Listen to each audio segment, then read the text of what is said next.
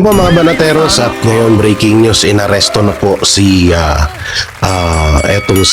sumuko na po or binabaan na po ng warrant of arrest etong si Senator Rodante Marcoleta. At eto, Mike Defensor nagpaalam na.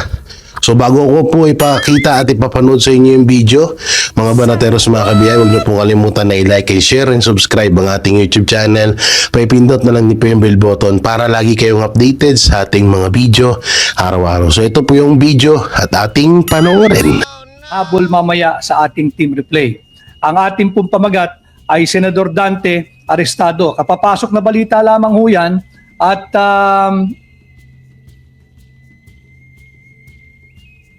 tama si Jolen Oliverio Mirasol. Wala si Senador Marcoleta sa impeachment ni VP. Napakagaling ng attorney sana para sa impeachment ni VP. At hindi natin sisisi ang mga maraming pananaw ng kapwa natin Pilipino, kagaya ni Jolen Oliverio Mirasol. Ito ba'y sinadya itinaon sa pagbubukas ng impeachment trial mamayang hapon para wala ng kayang makipagdebate or mag-raise ng issue of law or issue of facts, questionin niya, magko-cross-examine siya, magtatanong siya dyan. Kaya ba yan ay itinaon yung kanyang warrant sa araw na ito, July 6, itinaon sa pagbubukas mamaya ng impeachment trial para wala ng isang abogado na skilled in litigation, na maalam sa batas, na marunong sa saligang batas, at hindi basta-basta mapapaikutan ng mga Bendalo boys diyan sa Senado. Kaya mga kababayan, ito po yung nakakalungkot na balita ay inilabas na ang warrant of arrest laban kay Senador Dante Marcoleta ngayong araw. Diyan sa Sandigan Bayan, ito ay inanunsyo base sa isang newsfeed ni Associate Justice ng Sandigan Bayan, si Associate Justice Carl Miranda, at nandoon na rin si Senador Dante Marcoleta sa Sandigan Bayan, hindi na pinalabas. Pag hindi ka na pinalabas, restrained na ang movement mo, detention na yan. At ganun din ay si aking kaibigan, si Congressman Mike Defensor ay patungo na rin sa Sandigan Bayan, uulitin ko upang voluntaryo, kusang loob na isumiti ang kanyang sarili sa Sandigan Bayan. Hindi na siya kailangan hanapin ng mga law enforcement. Kusang loob na siyang nagtungo diyan sa Sandigan Bayan. Meron magpadala sa akin ng isang video. I'm not sure kung pwede kong ipakita ito. Yung nagpadala, baka pwede mo akong abisuhan kung pwede kong ipalabas ito. A very nakakalusaw ng, actually nakakagalit na ho ito. Hindi ko na alam kung ano ang gagawing reaksyon ng sambayan ng Pilipino rito. Tama si Gina Angeles Dalio, sobra na sila. Yung nagpadala ng video, kung pwedeng, kung meron akong pahintulot ilabas ito, yung struggle ng isang ama na kinakailangan mo magpaalam sa iyong anak dahil nga tutungo ka na haharapin mo yung panggigipit na ginagawa sa iyo. At kung may pahintulot ako, ipapalabas ko ito para lang humakita ninyo na maantig kayo sa kalunos-lunos na kalagayan ng ating bansa ngayon sa ilalim ng isang tyrant or a dictator leader na si Bongbong Marcos. So ito yung balita natin ngayon. Denied yung motion to quash ni Senador Dante Marcoleta. Nag-issue na ang Sandigan Bayan ng warrant of arrest laban kay Senador Dante Marcoleta. Fact of the matter, nandiyan siya ngayon sa Sandigan Bayan, hindi na pinalabas, at ang kasunod niyan ay yung booking process na. Yung kanyang mga kapwa-akusado, kagaya ni Congressman Mike Defensor, si Congressman Mike Defensor ay patungo na sa Sandigan Bayan. Hindi niya hahayaang gumastos pa ang pamahalaan na hanapin siya. Siya ay voluntaryong patungo na po dyan. By now, baka malapit na siya dyan sa Sandigan Bayan. Kanyang voluntaryong isusumite ang kanyang sarili at haharapin yung kasong plunder, wala naman ho talagang plunder, wala talagang plunder. Hindi ko maintindihan saan kumukuha ng tapang at lakas ng loob itong mga ito na kahit walang plunder, igigiit, ipipilit yung plunder. No? Hindi na ito demokrasya. Ito'y diktadorya na. At sana, may pag-asa pa naman, sana yung co-equal branch ng gobyerno, ng pamahalaan, yung isang sangay na co-equal branch ng executive at legislative, yung judicial department of our government, sana manindigan. Kinakailangan buhay pa rin ang ating saligang batas. Kinakailangan meron pa rin tayong respeto at meron pa rin tayong observance to the rule of law, not to the rule of men. Dapat yung sandigan bayan, pairalin pa rin ang mga batas na umiiral, ang ating saligang batas, at masusing suriin. Meron ba talagang plunder na ibinibintang dito kay Senador Dante Marcoleta at sa kanya mga kapwa inuusig o uusigin? At kabilang nga dyan si si Congressman Mike Defensor. Ano? Sabi ni Nerla Max, basahin din ho natin ito. Maraming salamat sa halos 4,000 live viewers natin. Patuloy po kayong mag-engage, mag-like, mag-comment, mag-react, mag-share po kayo. Basahin po natin yung inyong mga komento kagaya nito ni Hanif Balyamen, selected justice, o baka ibig niya sabihin selective justice. Ano ho? Maraming salamat sa mga kasama natin. Patuloy po kayong patuloy po kayong mag-comment at babasahin po natin at ipopost po natin yung inyong mga comment. Ano? Ito'y nakakalungkot sapagkat itinaon ang paglabas ng arrest warrant sa pagbubukas mamayang hapon 2:00 ng Senate Impeachment Court at pagsisimula ng impeachment trial. Ano ang mensahe na patila ipinahatid ng pag-arestong ito ngayong araw, July 6, 2026? Maga, dito sa Pilipinas, ganap na pong 10:10, 10:10 na po ng umaga, July 6, 2026. Ano yung mensahe na tila baga ipinahatid ng pag-aresto dito kay Senador Dante Marcoleta ngayong araw ng pagbubukas din ng impeachment court mamayang 2:00? Ito ba'y mensahe sa mga kapwa niya senador na pagka hindi kayo nag-toe the line at hindi kayo sumunod sa bend the law, maaari din kayong makulong? Ito ba'y mensahe dito sa dalawang senador na dati miyembro ng majority na lumipat sa minority at sila na ngayon ang majority? Ano na ang nangyari doon sa nakaambang kaso laban doon sa dalawang senador na dapat sana'y nauna pang nakasuhan o makakasuhan kesa kay Senador Dante Marcoleta? Yung kanilang kasong plunder ay bunsod ng pangingialam sa ating national budget. Yung kanilang kasong plunder ay bunsod ng kanilang pakikialam at pakikisawsaw diyan sa flood control projects, diyan sa ghost flood control projects, diyan sa flood control funds anomaly. Yan yung basis sana nung dalawang ikakaso sa dalawang senador. Subalit ang kanilang paglipat sa ngayong majority ay hudyat na sila ay absuelto na. At yung taong naninindigan para sa saligang batas at para sa katotohanan at para sa rule of law, katulad ni Senador Dante Marcoleta, ngayon ay nahaharap sa isang non-bailable. Ang warrant of arrest hindi pa malinaw kung merong recommended bail o ang pinataw ay non-bailable na rekomendasyon, kaya makukulong si Senador Dante Marcoleta. At kaugnay niyan, kukuha pa tayo ng ibang information kung ano man papasok.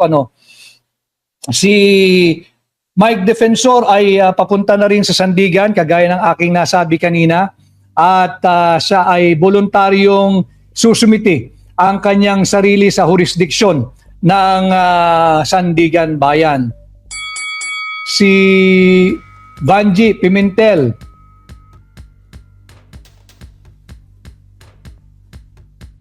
Sabi rin, ito pang palakas ng loob ng mga mamamayang Pilipino, no? Basahin natin ito. Sabi ni Let Cantiga, while I was meditating before God and interceding for our nation concerning what's happening in the Philippine justice system, only one comforting words has come. Everything has a purpose. Aring tama, maaring pero sabi ni Cecil Martin, nandyan pa naman sina Senador Alan Cayetano at Senadora Pia Cayetano, both bright senator lawyers. I hope and I wish and I pray that Senator Alan Cayetano and Senator Pia Cayetano will remain true to their commitment to the Filipino people, that they will uphold the rule of law, that they will abide by the Constitution, at lalabanan nila ang lahat ng bendalo efforts na magaganap diyan sa impeachment, no? Yung impeachment muna, habang nag-aantay pa tayo ng panibagong update dito sa pag-aresto na kay Senador Dante Marcoleta at sa pagsuko ng voluntaryo ni Congressman Mike Defensor, ano?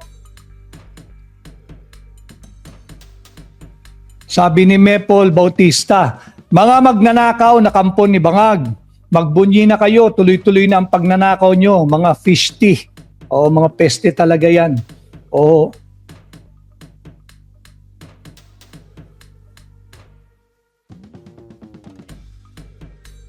sabi ni Elizabeth Duck, mausay po yung mga legal, yung defense team ni Senador Dante Marcoleta.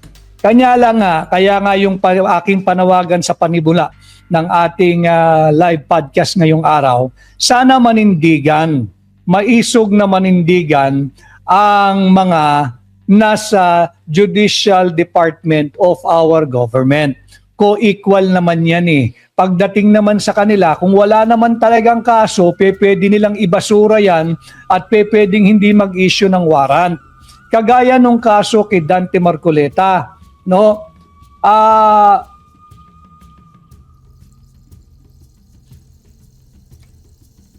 Kagaya ng kaso kay Senador Dante Marcoleta, paano naging plunder yung campaign contribution?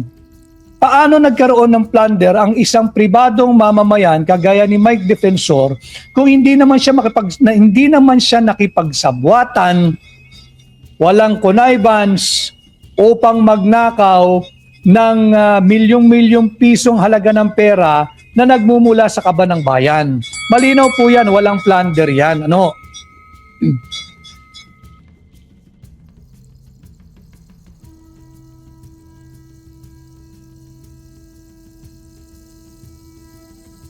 Sabi ni FMLS, nakakapanginig ng laman ang injustice sa BBM government. Ano?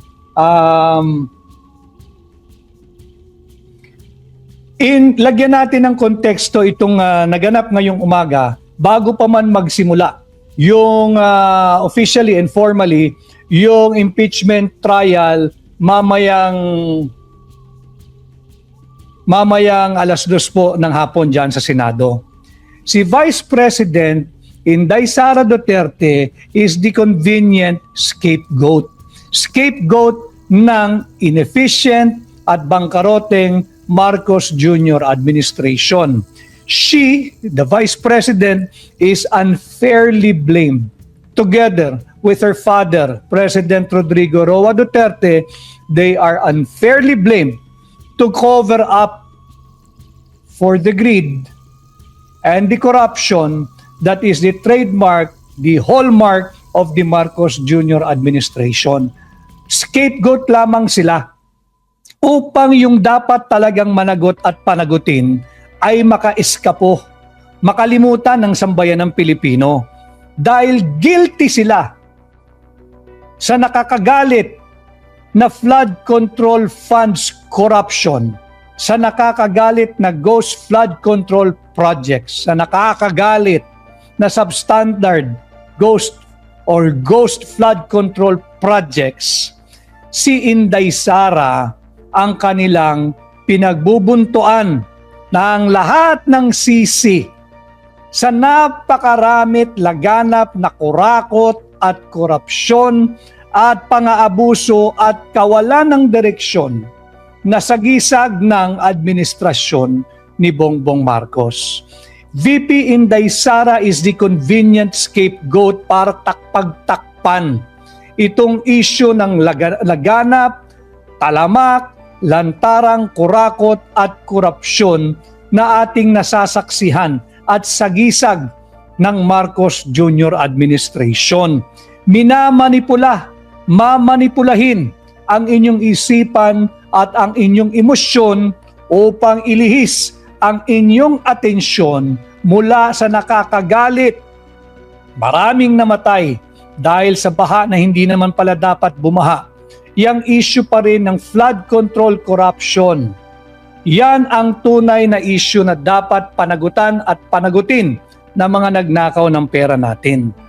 Pagbubukas mamaya ng ating Senado bilang impeachment court, meron ngayong katanungan na umiikot sa lipunan.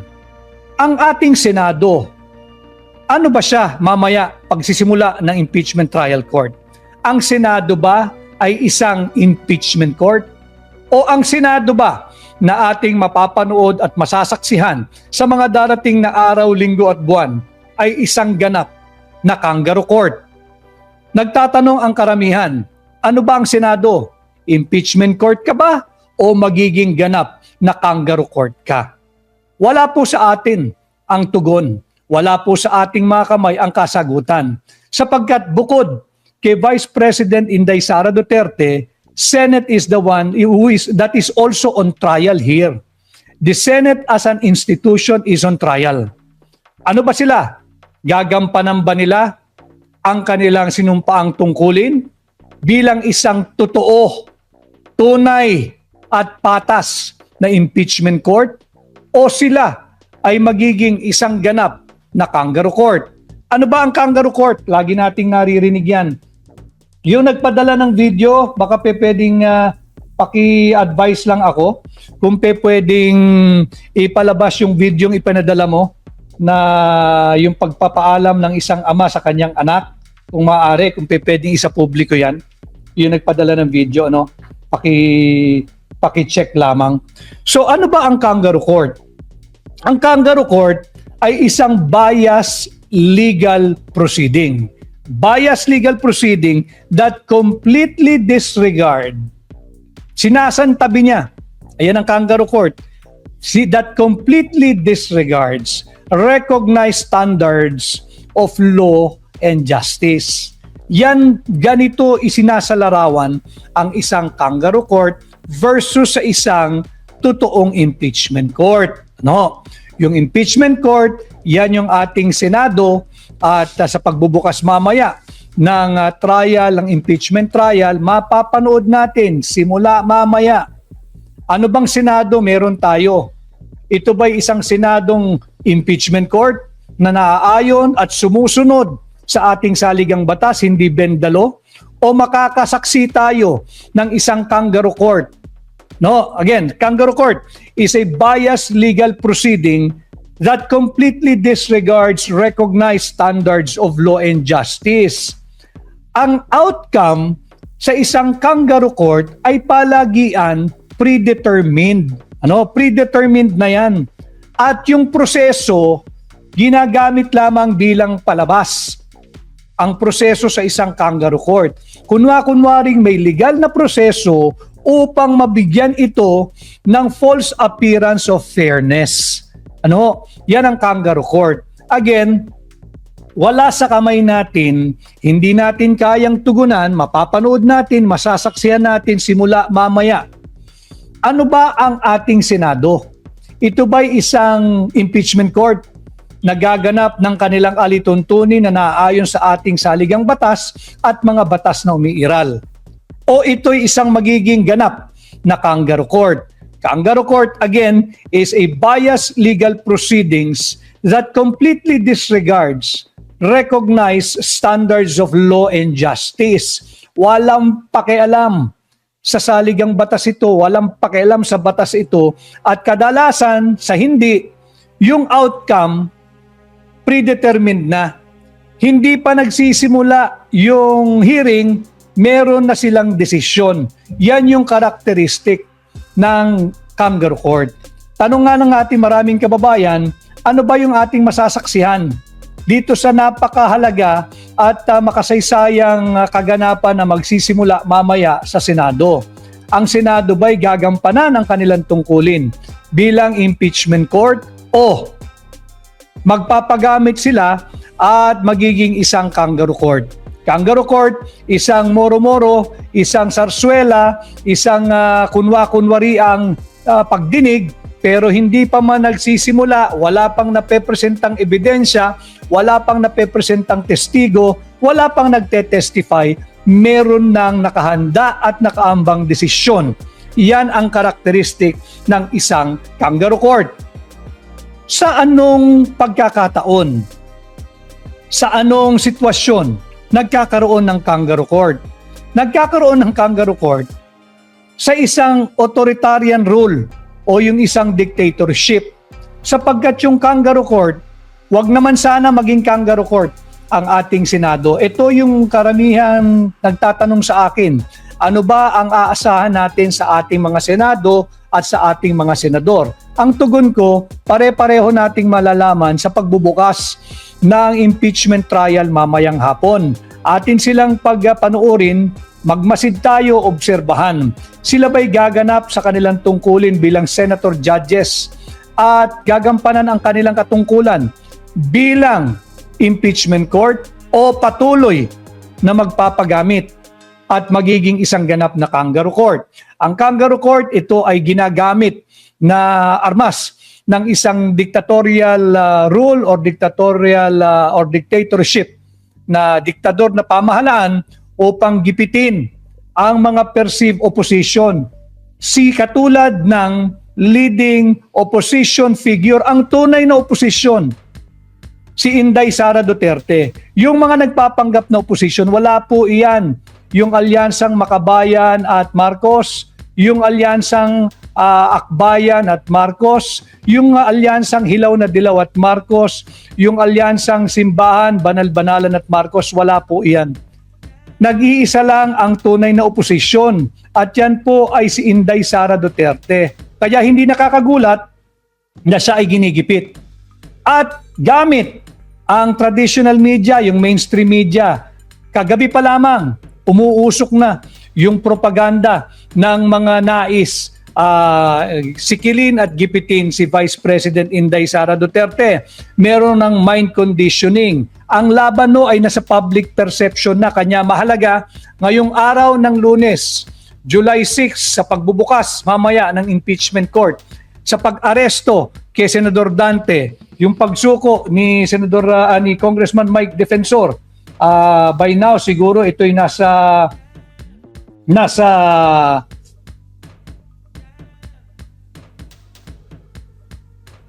meron pong panawagan si Congressman Mike Defensor.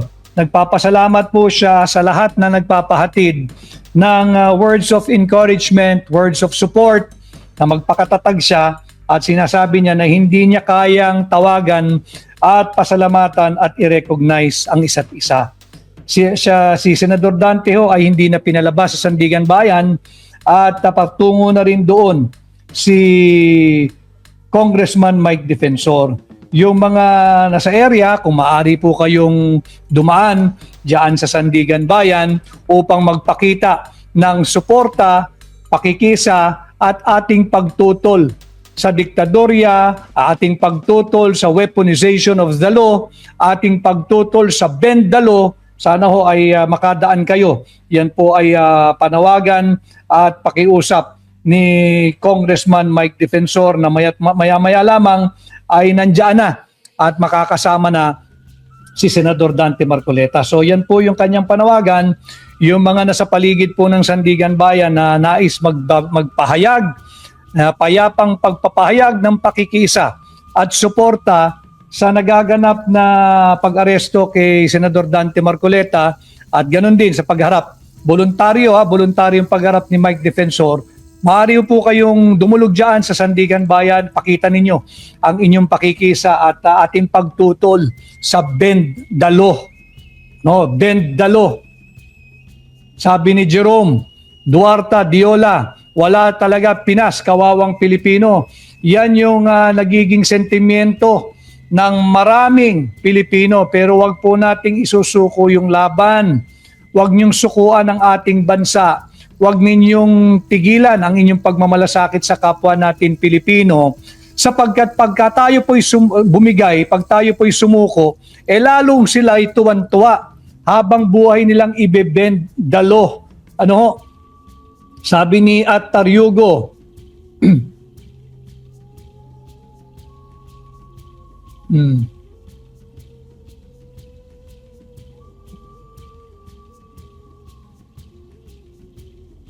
Sabi ni Maria Tess Zamora, ang ating OFW from Hong Kong.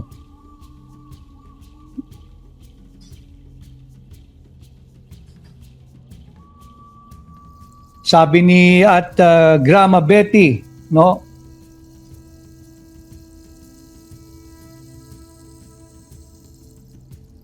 Ito, meron tayong pahintulot. Ulitin ko lang, last may pahintulot ako rito Pakita ko lamang po ito. Yung mga nasa opisina, yung mga nasa paligid doon ng Sandigan Bayan, may papakita po akong video, pinadala na isang kaibigan. Madudurog ang puso nyo rito, sapagkat dito makikita ninyo kung paano yung nakikipaglaban ka para sa iyong mga anak. Sa kinabukasan ng kabataan, yung mga kabataan, panoorin ninyo ito, at yung mga nakikipaglaban upang itama yung napakaraming mali at korupsyon sa ating bansa. Pakikita ko po ito kung gaano kahirap yung ikaw na yung naglalantad ng mga anomalya, nagbubulgar ng kurakot, korupsyon sa pamahalaan, tapos ikaw pa yung pinaparusahan, ikaw pa yung makukulong. Meron tayong permiso, pakita ko lang ho ito sa inyo gamit ang aking telepono. Ito.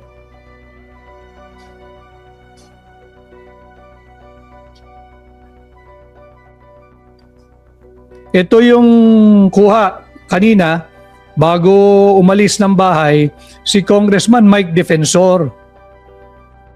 Kanyang ginising at siya nagpaalam na sa kanyang anak dahil nga alam niya na siya ay anytime aarestuhin.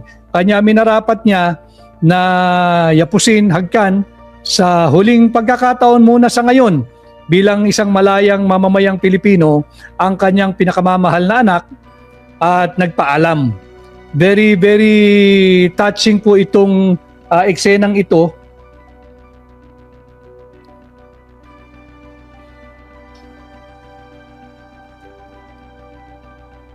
Kahit natutulog pa yung anak, nagpaalam. So, ito yung nagiging kapalit ng pakikipaglaban. No? Sabi ni Pobreng Pinoy, hindi nakaplay. Nakaplay po yun. Ano lang po ito? Mabilis na version. Pakita ko lang uli. Tutulog yung anak. Ayan po yung si Mike Defensor. Ginising yung anak, nagpaalam.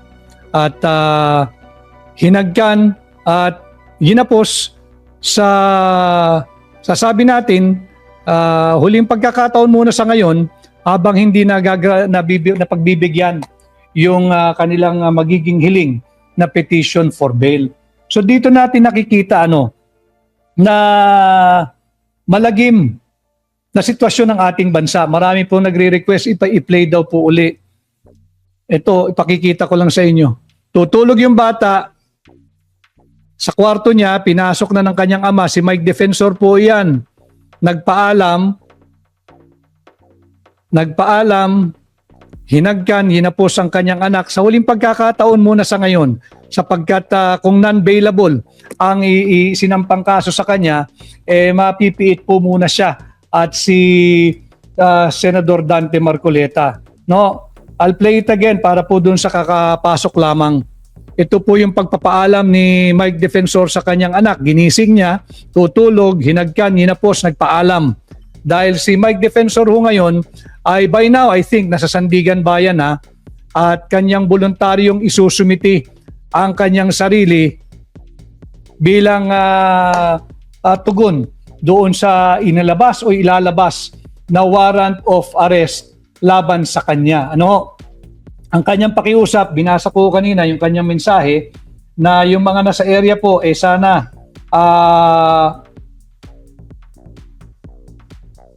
alam ho ninyo yung father's love sa anak. Pinakita po natin uli ito. Si Mike Defensor po yan, ginising yung anak niya bago siya magtungo sa Sandigan Bayan ngayong araw. Kanyang ginising, nagpaalam, naging emosyonal ang paalaman ng ito.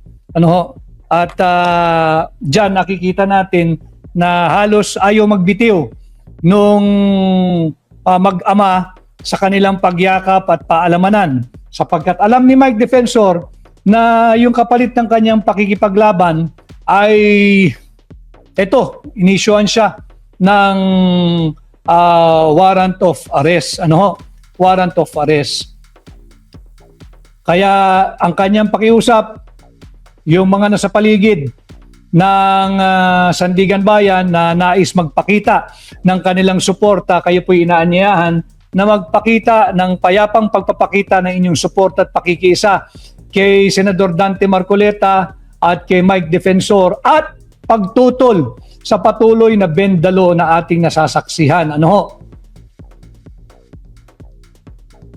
Sabi ni Lynn Baro, alam mo Lynn, ang matagal pa kasi yung 2028 na yan Atin dapat patuloy na tutulan yung mga nangyayaring ganito sapagkat baka wala tayong lalong abutan sa 2028 kung magpapatuloy ang ganitong baluktot na pamamalakad ng ating pamahalaan. So balik po tayo yung pinag-uusapan natin kanina sa Senado. Sagutin ko lang po ito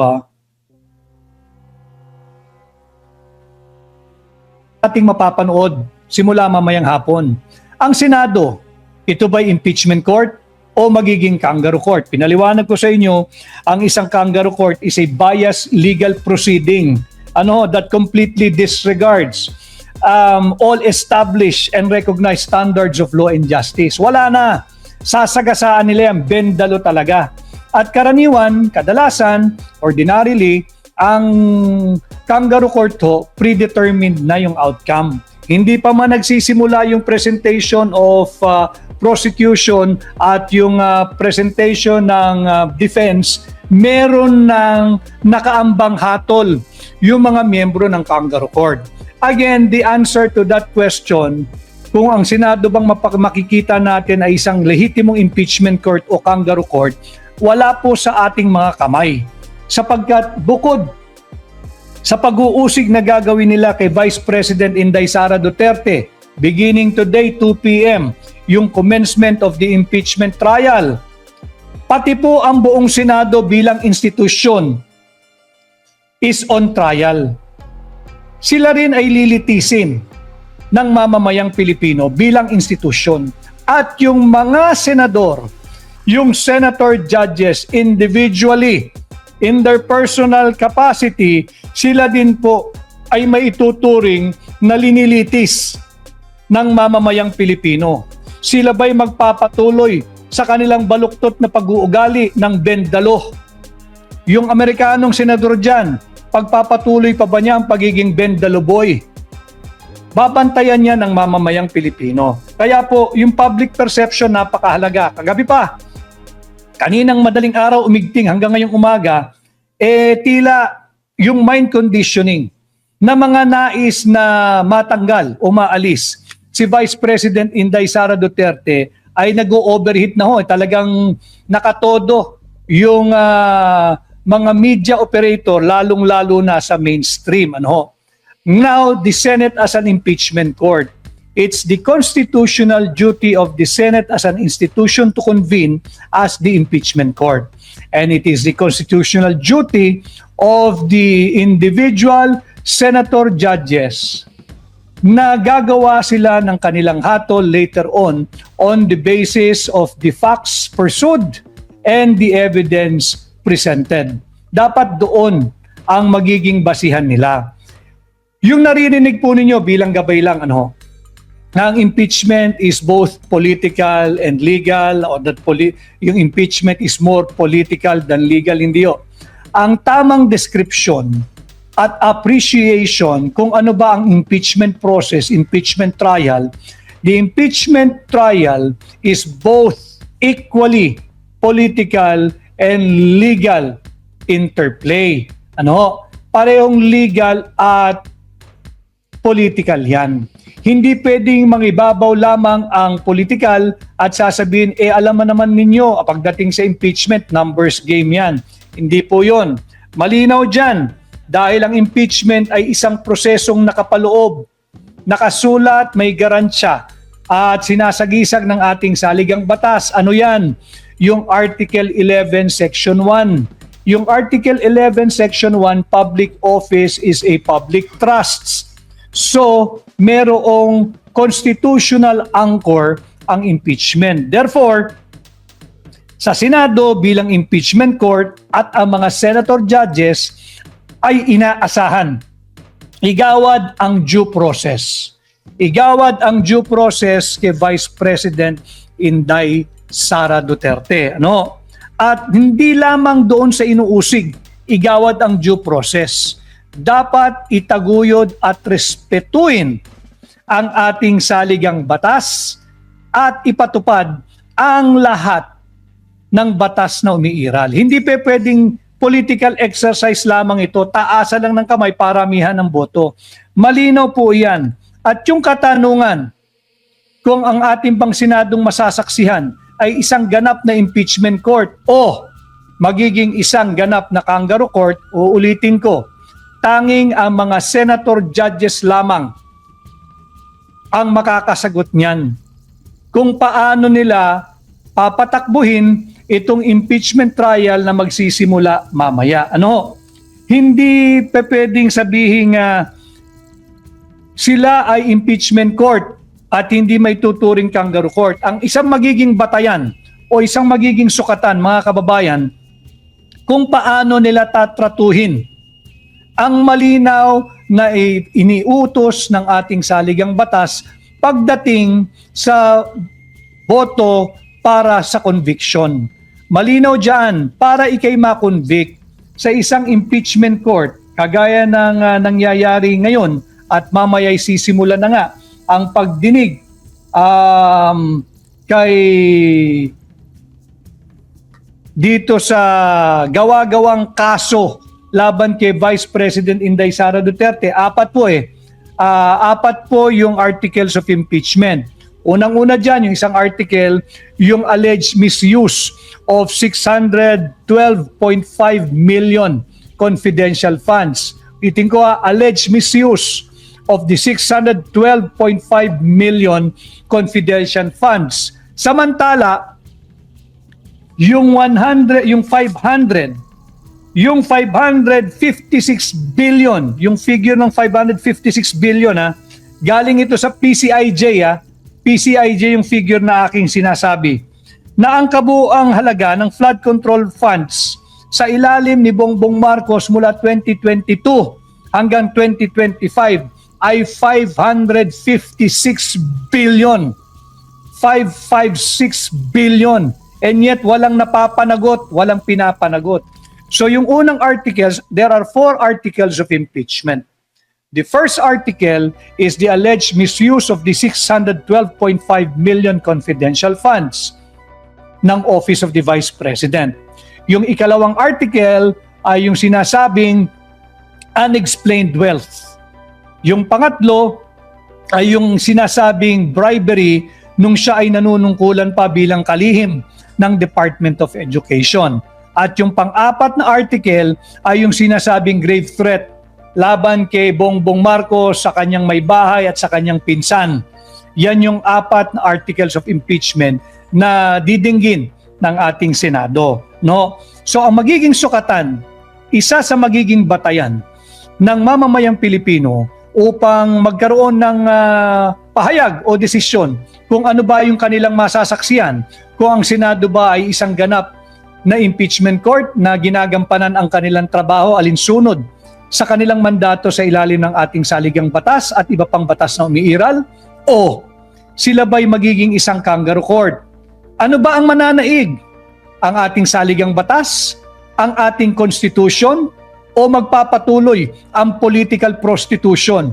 Ito po yung mga tanong na kumakalat po ngayon sa lansangan, sa mga social media at sa mga usap-usapan. Ang tanong nila, ang Senado, impeachment court nga ba o kangaroo court? Ano ba ang mananaig? Saligang batas, yung ating konstitusyon, o patuloy at lalawig pa ang political prostitution? Ito po yung ating antabayanan, ating abangan, ating panuorin. Ano? Na magaganap nga ho mamayang alas 2, alas 2 ang pasimula ng impeachment trial.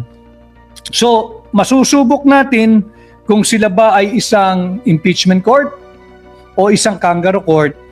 Unang-una dito sa kung paano nila tratuhin yung tamang pagbibilang ng 2/3 votes para magkaroon ng conviction.